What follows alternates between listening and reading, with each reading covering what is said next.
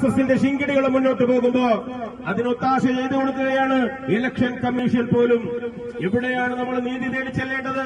ആരോടാണ് പരാതി പറയേണ്ടത്? എവിടെ നിന്നുകൊണ്ടാണ് നമ്മൾ ഈ രാജ്യത്തിന്റെ ജനാധിപത്യത്തെ വീണ്ടെടുക്കാൻ ശ്രമിക്കേണ്ടത്?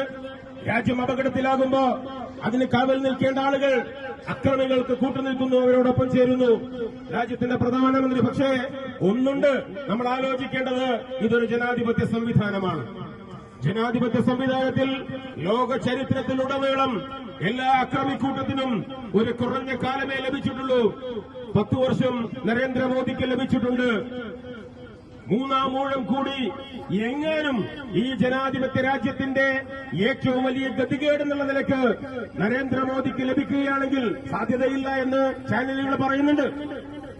നേരിയ സാധ്യത ഇവർ തകർന്നു വീഴാനുണ്ടെന്ന് പറയുന്നുണ്ട്. അതെന്തായിരുന്നാലും ഒരു വലിയ ജനാധിപത്യ സംവിധാനത്തിലെ പൌരന്മാരെന്നുള്ള നിലയ്ക്ക് ജനാധിപത്യത്തിന്റെ പഴുതുകൾ ഉപയോഗിച്ചുകൊണ്ട് വീണ്ടും